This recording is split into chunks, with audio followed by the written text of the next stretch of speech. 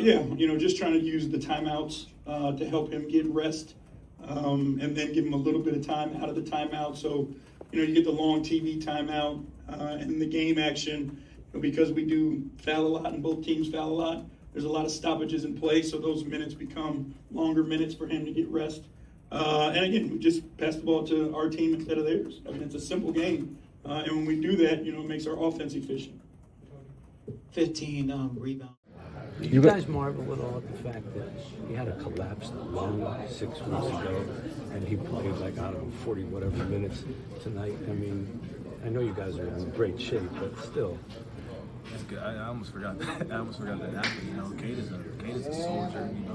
Never complains, never. He leads the team, and he never blames anyone. So this isn't surprising at all. It's just the person he is, and like I said, I know you probably grew up watching some great playoff duels. What was that like going back and forth with Cade? You guys are like the second pair of guys to score 40 each in a playoff game since Donovan Mitchell and Jamal Murray. Yeah, I mean, in the heat of the moment, you're not really thinking about it. You're just thinking about getting the win. But sure, one day you'll look back and be like, that was a hell of a game. But, me and him been going at it since, AAU days. So no surprise there that that happened.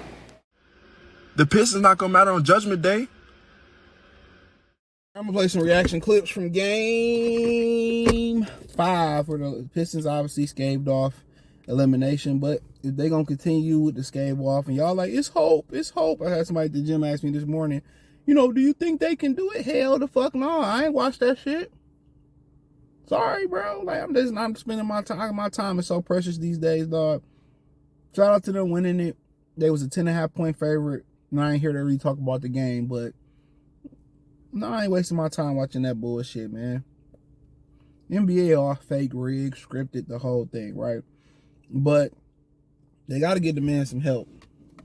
They started talking about with a man, Cade, he got so many turnovers and he turned the ball over too much and whoop, whoop, whoop, whoop, whoop. And it's like we sitting there, I'm like, bro, when it's all on you, BG had one of my favorite BG songs. It's called, I think My Dope Went Sour. He said it's all on me like it's all on you to choose right from wrong. It might be a power move to run into this home. Like, it's one of my favorites. It's like before Cash Money really took off. Like when he was really carrying them. But, you most of y'all don't know that. But it's all on him. Who gonna step up? Jenkins ain't stepping up. And remember last year, everybody, let me say this real quick. Bro, Malik Beasley was 2 packs of funky feet ass last playoffs. Just as Duran was. And Tobias has stepped it up this year to keep it a bean in play. But he wasn't bad in the last playoffs neither.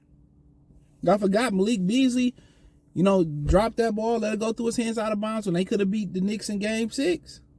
He didn't show up the whole series, but they got to help him scoring-wise. And I think this is where it comes into play with J.B. Bickerstaff. Duncan might not, maybe you sit there, and like I said, maybe you start Karis LeVert in the lineup. Maybe you shift the lineup. At this point, maybe you shift that lineup a little bit. Maybe, hey, you know what? Maybe I start a beef stew. Maybe I go out there and I start a woo. Whatever I think at this point, and I know you don't want to be drastic, either there needs to be schematic changes offensively, which in the reaction video I talked about how they needed to schematically change, or in that lineup, change something. If it's putting starting Sasser in there, 2 things I'm not changing. 3 things I'm not changing. Tobias Harris, Asar Thompson, Cade, Cunningham. Maybe I put in Stu. Maybe I'm starting Stu. I move Duncan to that bench. And maybe I go with Kevin Huerter.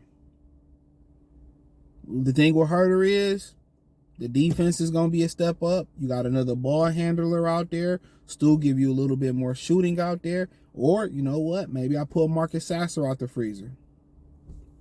And I know they're not going to do that.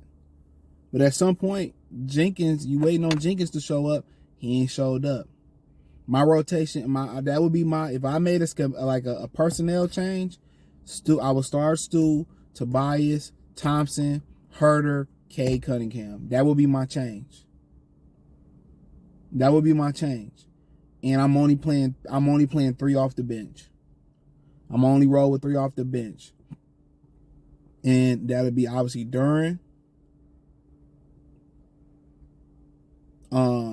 I would say Dennis Jenkins and Karis LeVert. Them the 3 I'm coming off the bench with. Only reason I'm going with Karis LeVert is his ability to handle the ball, defend, and shoot. Them the 8 I'm rolling with. Maybe Wu in there with cutting time with Karis LeVert, but that's how I'm coming. No Diddy. Now, from a schematic change of view, of what they're doing, like I said, if I'm him, I'm trying to get Duran. If I'm going to start Duran, I want to get the big fella the ball in the post, and I want to clear out the side. I want him to go one-on-one with Wendell Carter. If we're going to do a 2-man game with him and Cade, I want to do a pick and pop. I'm going to pick, and he's going to pick off the pick. He going to pop, and he going to take that 10-footer. That'll be my game plan. Clear out the side, first 3 or 4 possessions. I want to let him touch it in the low block, work out on the clock. You versus Carter, you know what I'm saying? And make strong, precise moves. Don't think it. Take the ball, make a strong move to the bucket, go one-on-one.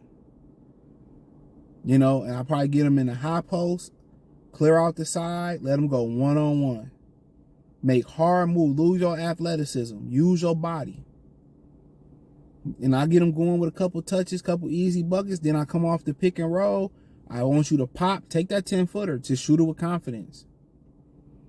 They fall off you, so be it. Shoot it, you can make that shot. I want to get him in rhythm, but also other things I want to do. Take the ball out of Cade's hand. Let's put Cade on the screen, off the ball screen, where he can catch the ball without a set defense. He can catch that ball off a screen, and he can catch the ball and attack.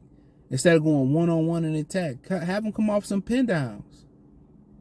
Same thing with Karis LeVert. Instead of everything he getting off the dribble, let's move Karis LeVert. Let's motion him where he can get in situations where he can catch, attack, or catch and shoot.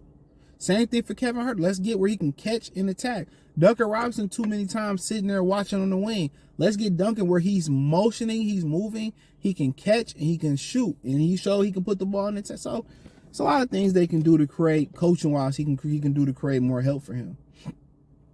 The creativity light has to come on for JB Bickerstaff, bro. It really does. That light has to come on. They need to be in situations where the few scores they got, they can attack.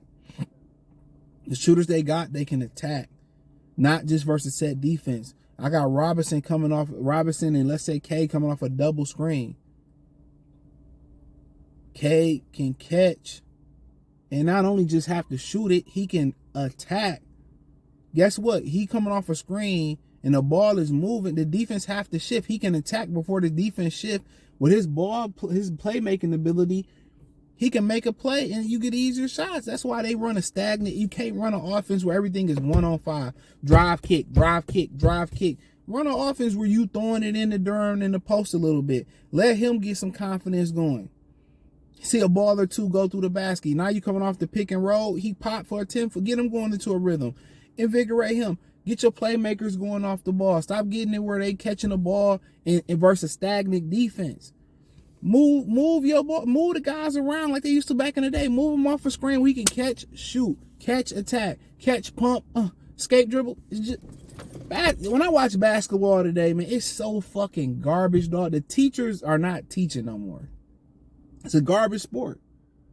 It's literally 5 motherfuckers standing around watching one person dribble the ball. It's horrible. And people say, oh, you're so harsh. I'm not exaggerating. They don't run real sets. They don't run actions no more.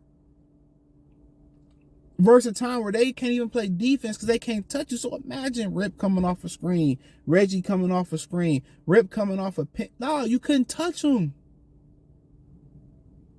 Crazy game, man. Check out Detroit Pistons Talk playlist at the link in the description. Find me everywhere. Peace.